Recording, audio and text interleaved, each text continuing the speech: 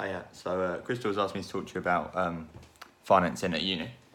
So I'm going to start with student loans. It's quite an obvious place to start. My first bit of advice would be to apply for everything you can. You never know what you're going to be applicable for, so just give everything a go, and who knows, you might end up with a little bit more than you thought you would end up with. Just as a benchmark, I have a single parent, I live in London, and I get £7,000 just over a year for my maintenance. In terms of, it's kind of like the student loans, but once you get to university, there's a lot of pressure on unis at the minute to value what they're charging for their courses. So a lot of them are handing out money. You just have to apply for certain things and get on certain programs. So for example, at my university, as long as you had 90% attendance, you got £1,000 bursary. So just once you get there, have a heads up, speak to the people in the year above you, because they probably got it, or your personal academic tutor or a lecturer about what options there are at your university for a little bit of extra funding. In terms of work, obviously everyone's individual circumstance is their circumstance, but I advise not getting a part-time job when you're at uni, in your first year especially, just because this is such a big bonding experience and such a big personal experience for you. You don't want to ruin that by being stuck in a shop for 24 hours a week. There's no point. The best place to go for work is your university. The university will have jobs for student guides, calling prospective students, other things like that, and they pay well. They pay more than any kind of part-time work would. They will pay you £10-11 an hour to simply show other students around or answer phones, and it's always going to be around your studies because it's your university employing you. So I'd say if you want some extra money, go that route. Try, if you can avoid not working in like retail or anything like that, try to. I just don't advise it. If it's your circumstance, you have to, then you have to, and that's the way it goes. Sharing with others in your first year, I'd say be very careful. You don't know these people.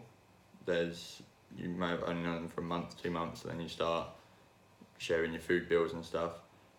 You just don't want to expose yourself to be taken advantage of, especially if you're one with more money in the group or less money in the group. It's never really always balanced, and to be able to share well, you have to have a good relationship with these people. So maybe wait until second or third year, which is what I did. In my second year, I had joint accounts with my friends that we'd all use to buy things for the house and stuff like that.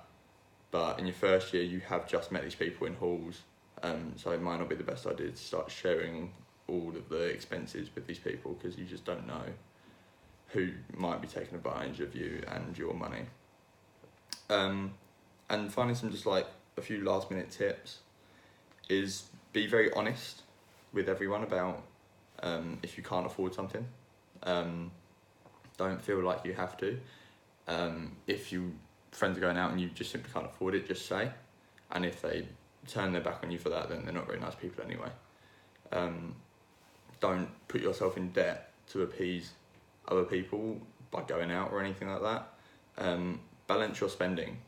You need to know how much you have for a month, and you can choose how you spend that. You can either spend the majority of it on food and eat really well and be really healthy, but you won't have money to go out, or you go and party for a month, but you're going to have to eat rice or whatever for that month. So just balance your spending. Be aware that if you spend money on one thing, you're not going to have it to spend on another. And do what is necessary for you. It's your personal financing, it's your personal situation. You know yourself best. Just put yourself in the best position to be comfortable. You don't want to add stress onto yourself by being in debt or being behind on certain payments or anything like that. Just make sure you look after yourself.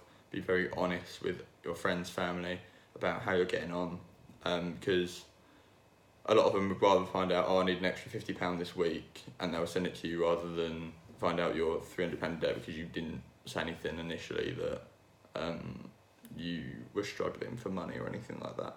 And lastly, make sure that you get a student bank account, because that will give you an interest-free overdraft.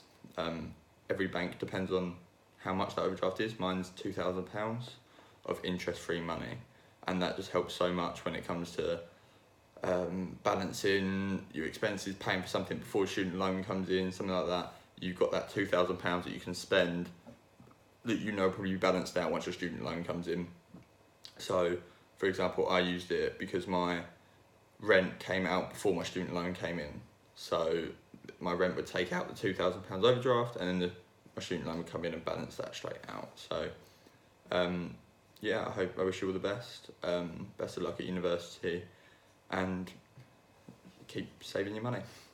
Cheers.